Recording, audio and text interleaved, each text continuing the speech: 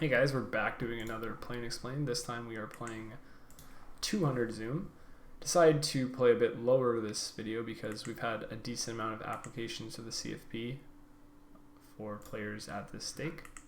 So decided to hop in, show you guys how I would play if this was my main game.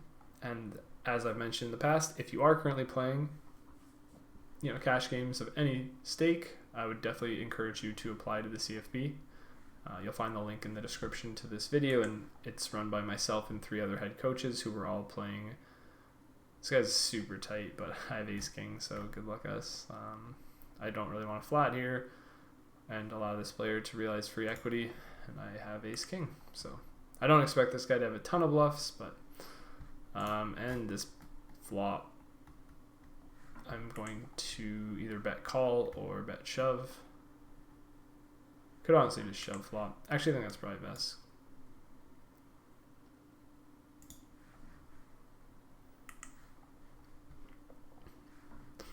I think, especially against that type of player, I like shove. But yeah, so if you're currently playing cash games of any stake, I would strongly encourage you to apply. So applications in this description to this video, and yeah, it's, as I was starting to say, it's myself and 3 other head coaches who are all playing 50 and 100 now when we met up, and within 1 year of working with each other, we'd all moved up to 500 NL as our minimum stake, and now we all play 500 NL plus as our main game, and we're looking to take other students and replicate the success we've had versus this really small raise. I'm going to defend the 2 overs to a jack. But yeah, and since we're working together, we've all moved up, we're all playing higher stakes, and we're looking to take that same success and replicate it with the students we take into the program. So we've had a fair amount of applications, but we're just looking to work with people we see potential in and who we want to work with, who are coachable, likable, and want to put the work in. So it doesn't take very long to fill out the application. Take the few minutes to do it, and it'll potentially give you a chance to really improve your game.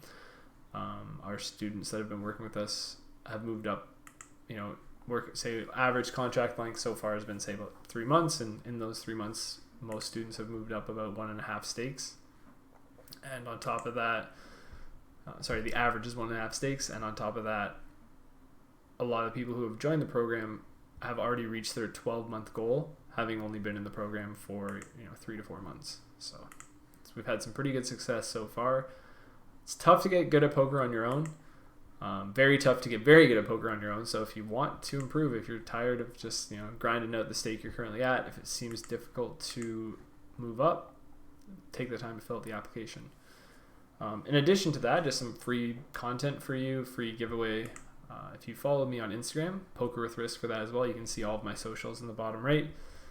We're doing a giveaway this month. We're doing the 12 days of Riskmas. So every day from now leading up until Christmas, I'll be giving away 1 free piece of advice for cash game players.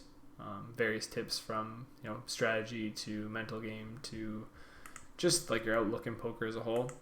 And then at the end of each of those videos, I'll be giving away a letter, and those letters will spell a Christmas themed phrase, and you'll use that phrase to enter a giveaway for. We're going to be giving away 4 hours of free coaching, 1 hour from each of the head coaches at the CFP. So if you want some free coaching, all you gotta do is watch a video, write down the letter, and then enter those letters into the giveaway, where we'll be releasing that at the end of the 12 days. And then you give yourself a good chance to get some free coaching. And getting coaching from a mid to high stakes cash game regular is not cheap, so giving yourself a free shot at that is definitely worth it. Some of my biggest aha moments of my poker career have been the moments, maybe not necessarily getting coached by good players, but just talking strategy with them, whether that be in person or chat groups or Discord calls, whatever it may be. Just talking strat with good players can just really open your eyes to parts of the game you're missing, flaws in the way you think about poker. We're going to ISO the 10-9 suited versus the limp from Flabigas. And check this flop. I'm going to be doing a decent amount of checking on this flop multi-way. I see a big bet. I have a pair, backdoor, flush draw, and a gut shot, so we're going to call. I don't expect this range to be super bluffy when he like instantly bets really big multi-way, so we will fold some lower equity hands on flop already. And I think if he just like bombs turn, I'll just fold. I just think like the way this spot is played, kind of blocking some bluffs, like queen 9. And obviously we block some value, but I just can't do it. I was trying to convince myself to fold, but then I just like, how do I fold this hand? All right, probably gonna lose here though. But we did make the right call on the turn, so kudos to us. We didn't make the nitty fold. Sometimes those spots feel pretty gross when your opponent appears quite tight and is like using big sizes multi-way. I don't really think his play is very good. Definitely he's stabbing too wide, which makes our check pretty good, and the fact that we're checking, very strong, good in that spot, because clearly that guy's just stabbing way too wide. When flop checks through, we're gonna just obviously bet our hand. In this spot, we're gonna have a lot of protection bets. We're probably gonna use two sizes here, some small bets and some big bets. This hand can kind of go in either.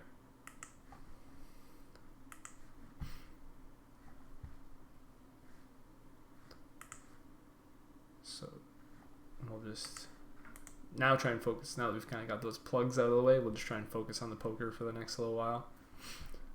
Kind of a big squeeze from the small blind, but I'm still going to defend sevens.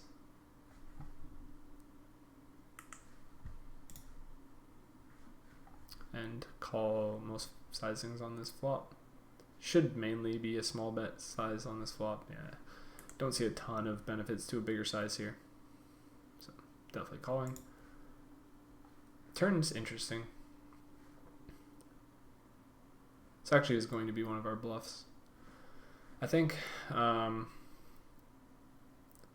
of weird to have a barrel here on this turn. I mean, obviously he gets barrels, but and I'm going to 4-bet here with the king jack. Take it down pre-flop and fold on the river. It's obviously like one of the weakest hands we got here with.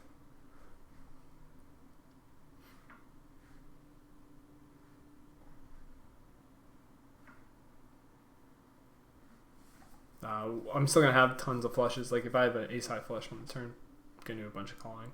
If I have weaker flushes, most of my flush is that raise turn will be more middling flushes, and then some bluffs. Depending on how I think my opponent is constructing his barreling range. Somewhat suspicious that he has a ton of bluffs in that line. Good board for us. I'm going to start with a like medium-sized bet with most of our betting range.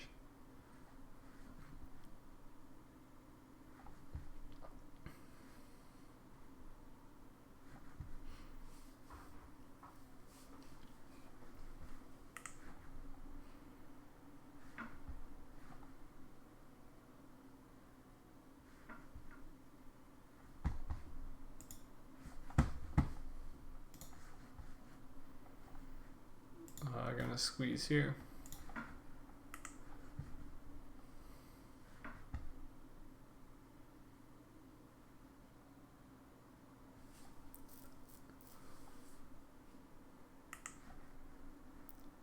River Ryan. Well, clearly we don't want him getting to the river. Good board for us. We're going to start with a small bet.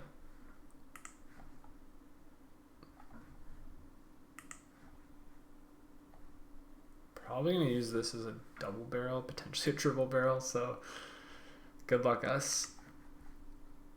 I think it was call. Well, obviously now things change a lot, and we're going to check. I'm going to check a decent amount on this turn. Again, somewhat suspicious. My opponent has a ton of bluffs on this turn, so we'll see what he does. It's kind of difficult to have a ton of obvious bluffs here. And going to check river with this hand. We still would bet some ace-x, but I think this one's going to be a decent check. And hope he checks back with either an ace that we chop against or some sort of pair.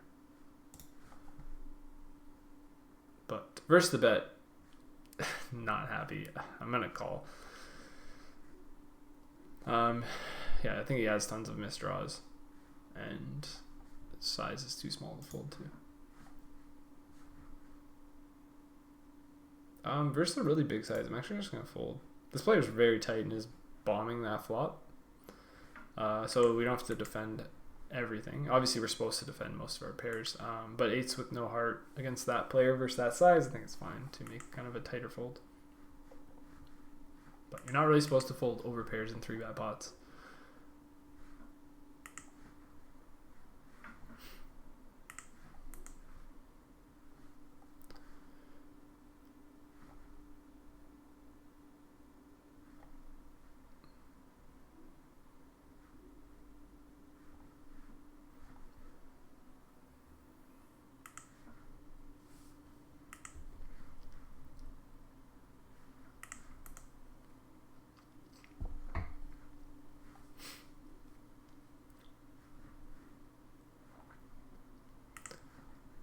Just getting dealt napkins right now.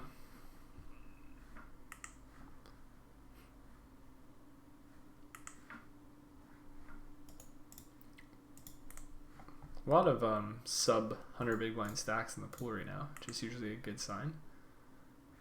River Ryan wants to battle yet again. Wants to prove who the best Ryan is. Again, clearly the river is his strong suit, so we'd like to win the pot prior to the river so he can't harness his full power. We will bet this turn versus the check. And interesting.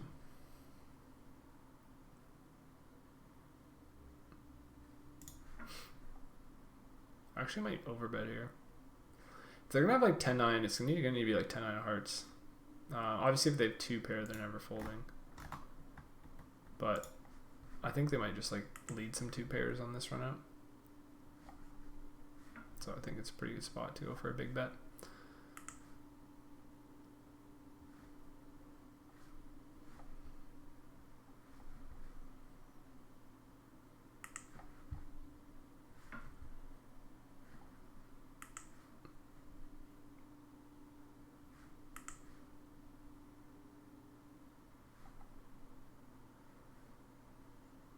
If it was heads up, I could even like shove there. I think it's a little more difficult with the recreational player in the small blind to shove. Just do the SPR, and we don't really know what his threshold for calling is. So obviously, if he ever calls like 1 pair to a shove, then our play becomes, just straight lighting money on fire.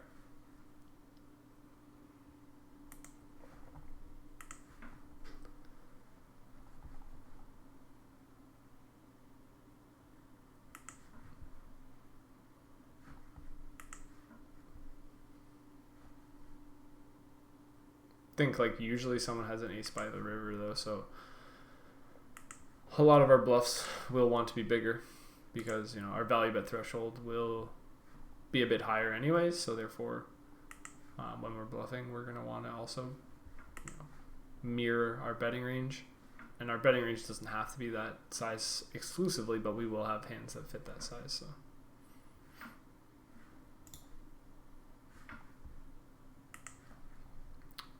going to be kind of a mixed bag flop from both parties. He can be like obviously somewhat aggressive, but not just like blindly aggressive. Turn is again good for kind of both of us. I'll have the 7-8 advantage, but he'll potentially have the king-queen advantage depending on how much king-queen I 3-bet here. I'm going to check.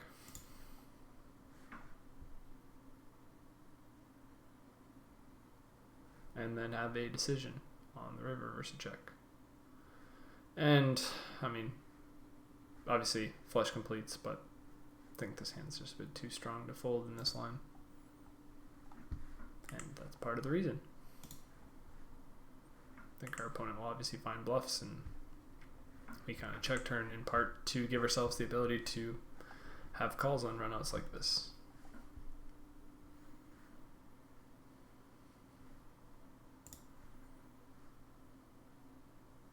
Could develop leads here. This hand doesn't really benefit that much from it.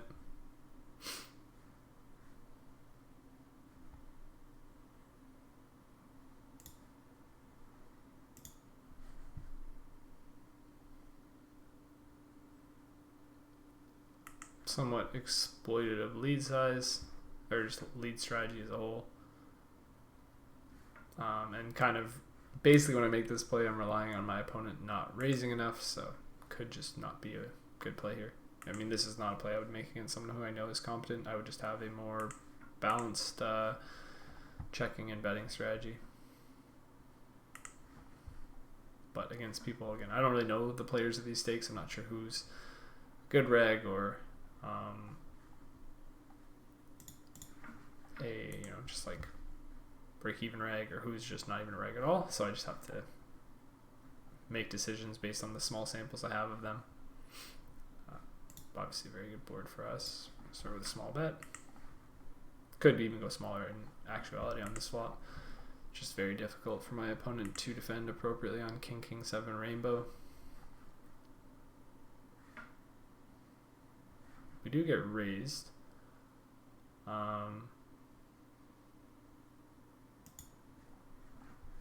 And we have a full house. A full house that loses to what our opponent is representing. Should be like small bets and checks here. So like quarter pot and check. And unfortunately we get cold 4-bet shoved on here, so we're gonna have to fold. Yeah, anything other than quarter pot is very weird on this turn. Like it can be smaller, but yeah, anything bigger. We'll check with the ace. And then it's very interesting versus check, because I don't really expect my opponent to check raise like pocket eights. And then having the ace is actually bad here, because if he does have check raise bluffs, it's gonna be like a weak ace. But yeah, he just has the stone airball, and like his river size makes like literally no sense. So I don't know what he's doing.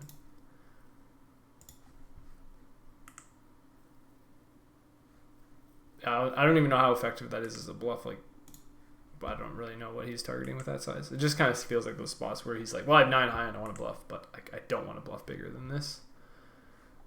I just don't expect this line to be bluffed enough, so we're going to block fold.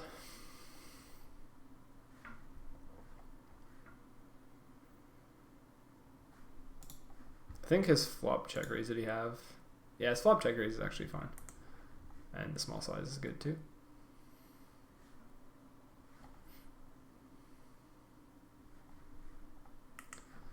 Potentially he wants to go a bit bigger than what he chose, just due to I don't know how he's actually comprising his check raise strategy. Like I said, if he's check raising eights and stuff because he thinks I'm super wide in this exact spot, then his size can be fine.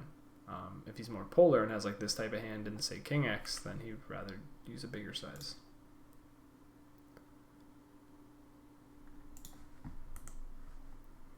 There's not like, again, one answer to that, right? You can have, everyone's going to have slightly differing strategies in those spots.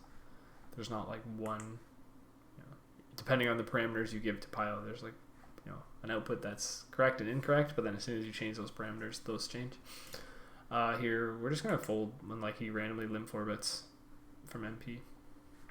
It's not a strategy I've seen him implement over my sample, and so usually when they randomly do that, it's very unlikely to be a bluff. And King Queen does really bad against a tight value heavy range. Going to defend the ace queen. Depending on our opponent's strategy, this hand can make it into a raise. So he does check.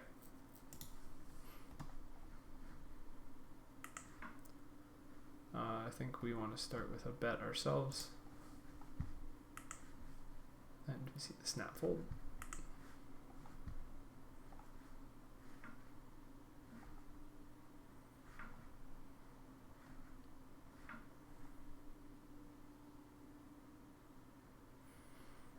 Close-ish spot here versus the 2.2, but with a weaker player involved and a hand that, obviously we're dominated a decent amount, but has the ability to make some strong hands.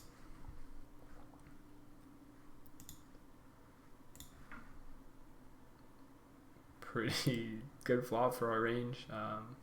Bad turn, obviously.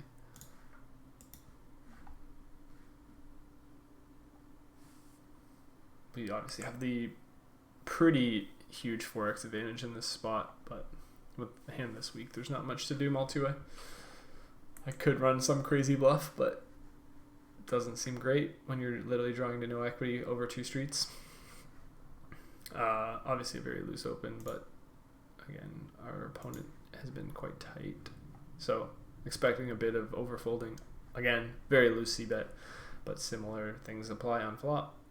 I'm just going to give up. I don't love this hand. I expect probably too much continuing by their ranges in that spot. I could just bust out the random overbet. I don't think I'm going to get that much credit there, though.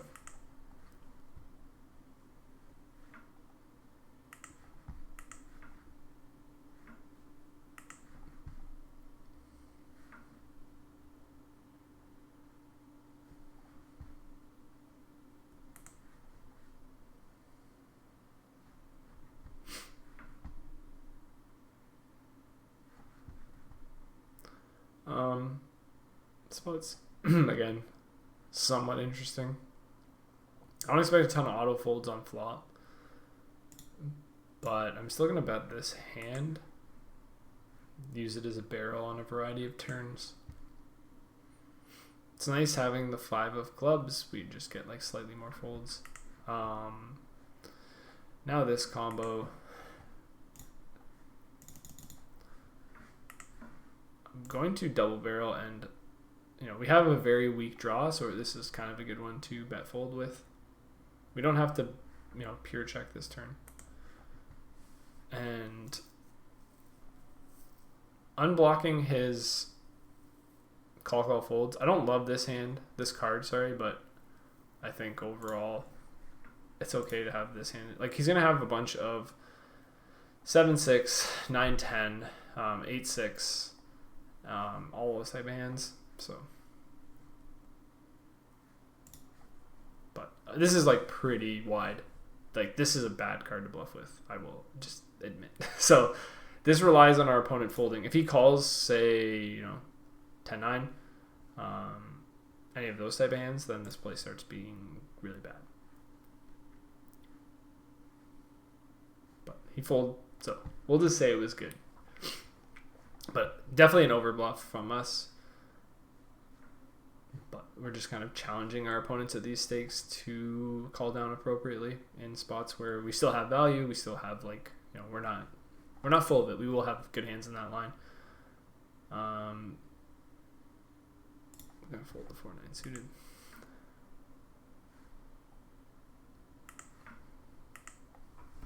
And yeah, just like really, the play is much better if we don't have the ace of diamonds, but we're not really going to barrel the turn with that hand class if we don't have some sort of diamond blocker, because we need to be able to like bluff. Part of the reason we're barreling that hand on the turn is to have appropriate bluffs on a variety of rivers. But very dicey hand, not worth a ton. I'm gonna potentially triple this hand. We'll see.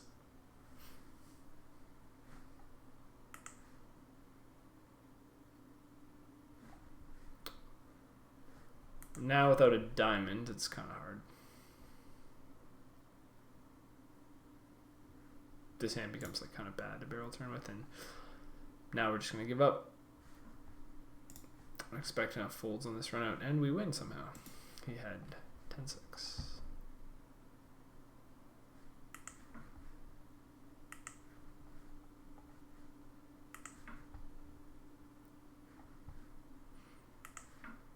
And like obviously there's like the added benefit of betting this hand is when the turn is a 10, we now cooler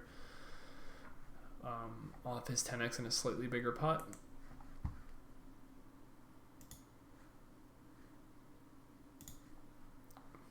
Interesting flop.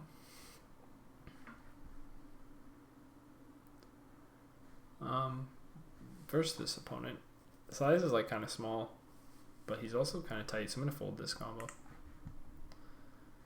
Mixed check raise and check call. We're gonna check call this time. We also are obviously gonna check call some flushes in this line.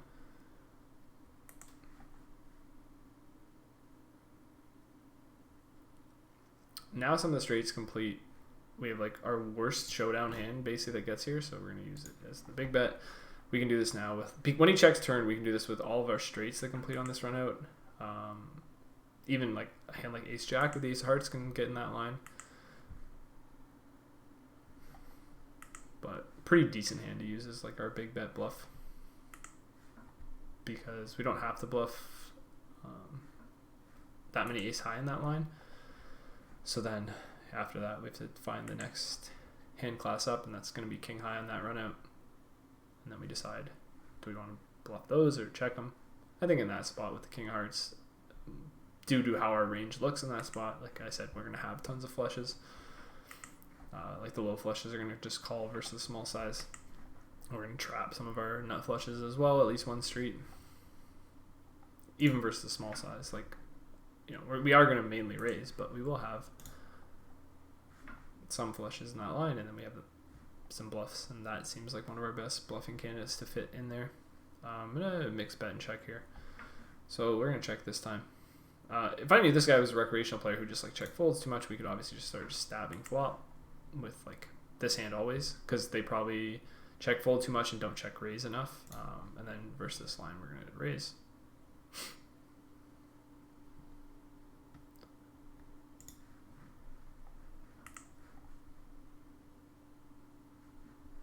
Hope not to run into ace queen.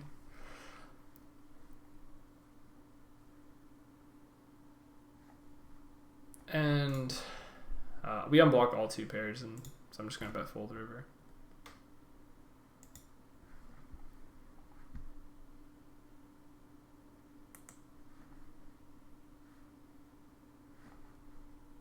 Like, not our favorite river, but yeah, he'll have like king X, king 10. And then obviously some flushes.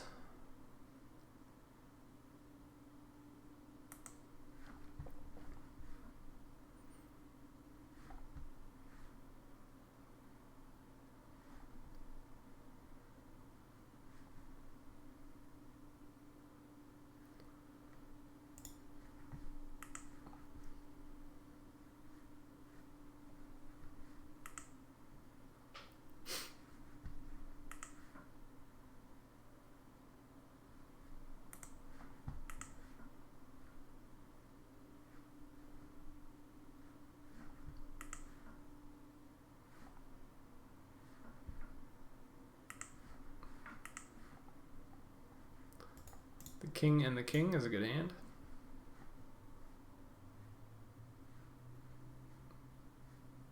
We are quite deep with the initial raiser, but we are still going to 3-bet and hopefully not face a 4-bet. Facing a 4-bet at this depth from these positions is not something you like to see with anything other than aces. We will continue, and unfortunately I have to give this player a bunch of respect from what we've seen of him so far. Tight open under the gun, high fold to, yeah, it's almost like we got what we asked for, right? Just had to open our big mouth. Yeah, so we're just gonna call and proceed. This is nuts. We're gonna make some like crazy hero fold with kings at some point. It's looking like it. Just if this player applies the appropriate amount of aggression, just like super tight over our sample. And interesting spot. Now we lose to queens, obviously. I don't really think he 4-bets queens much here though, so it's kind of better for our range.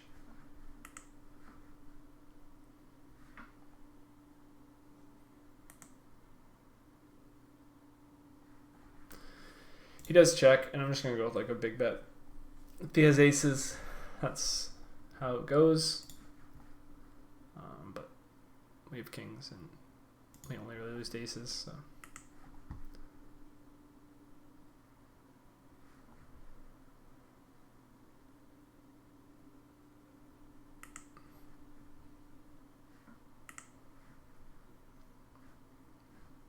But that's why we don't get too afraid too early. Don't read into sample size too much. Sorry, into stats too much with a small sample size. He did appear quite tight. We were deep, but you know, I've had a lot of students tell me like, well, he has to have aces here. Look at these stats. It's like, well, they're not that many. It's not that big of a sample. I'm going to make like a very loose peel here just because of the raise size, and I think this player is a recreational player. Versus 3.5x, we fold this hand, I think. Especially at this stake. Check, check, flop. If it was heads up against a rec, I could like honestly probably stab here just the way they play this spot, but having it be all two-way, I can't really get away with as much. And showdown, and we win here a decent amount. It's interesting if this player bets, because I expect him to bet most, like obviously 10x on turn, and then not really value at a 6. So if he had bet, we have a interesting decision. And he does have the jack 9. Kind of weird spot for him to check. He can't really check call. He shouldn't really expect in position to have a ton of flushes. I think he could just like bluff this hand. He's gonna have the flush advantage. So and then like depending on how he wants to construct his strategy, if he wants some bluffs on clubs, he has a hand that fits the mold. There are a lot of people who just like once they bet turn and the flush completes, they have 0 bluffs because they assume in position has too many flushes, and that honestly can be true in a lot of spots. So it's kind of the like chicken or egg thing where it's like which came first and which is correct. Like if our opponent only has flushes, then we don't want to bluff. And then as the person in position then who calls, it's like if our opponent never bluffs, then do we even want to call some of our weak flushes? It's the cycle back and forth of trying to determine who's correct or which strategy is correct. I think King 7 is close there.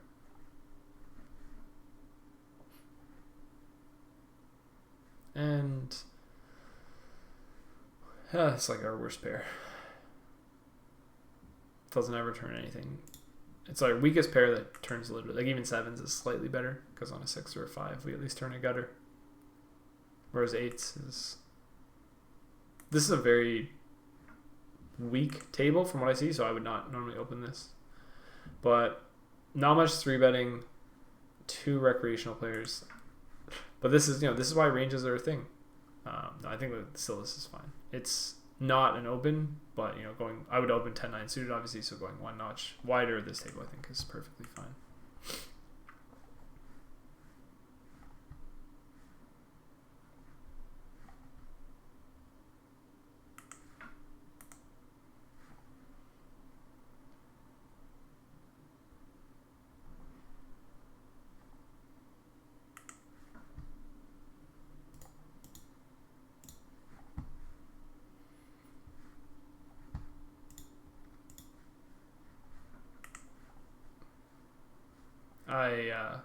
It's not a big difference. Obviously it worked anyways, but I meant to go to slightly bigger size there.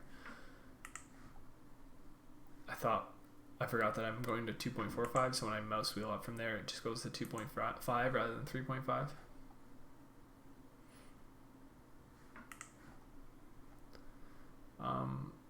Opponent doesn't fold much and is pretty aggressive. Obviously this isn't a range c-bet spot anyways, so we're going to check. Call turn.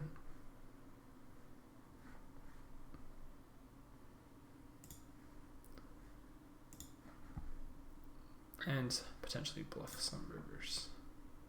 Kind of hard to bluff this one, so we'll just show down.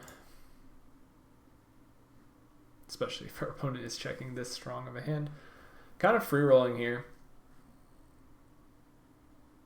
I think I'm just going to go for the bet.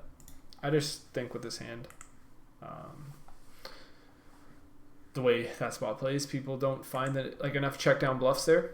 So like thinking of how that spot's supposed to be played and where the bluffs are supposed to come from, I just like don't see population finding them enough.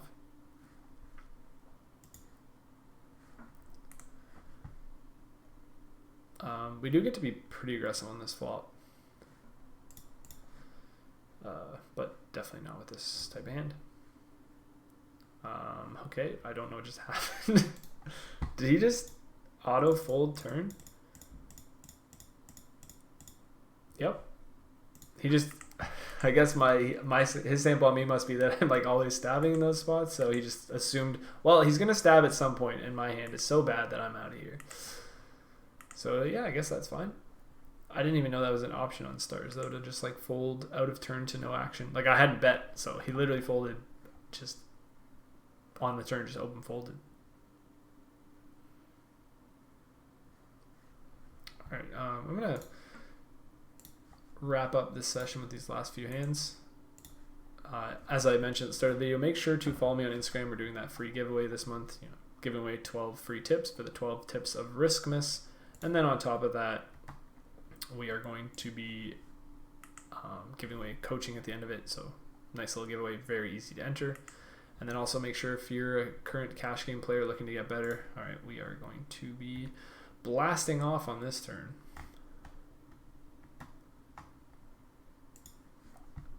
Make sure to fill out the CFP application. You'll find that in the link to this video. Really quick, easy, worth the time, and give yourself a chance to quickly improve your poker game. This player appears, on the looser side, so not a pure 3-bet, but I think it's fine to mix this in here. We do just take it down, which is going to happen when our opponent appears too loose from that position. Similar to like that 10-8 suited where we can go a bit wider, but not too crazy, obviously. And then we'll be uploading more videos here, so also make sure to be following and subscribed. Follow all things Poker with Risk is great for me. If you go on to any social media, Twitter, Facebook, Instagram, YouTube, and search Poker with Risk, you'll find me. So easy to follow. And we'll be trying to put out as much content as possible in the coming weeks. And we'll be back soon, guys. All right, have a good one.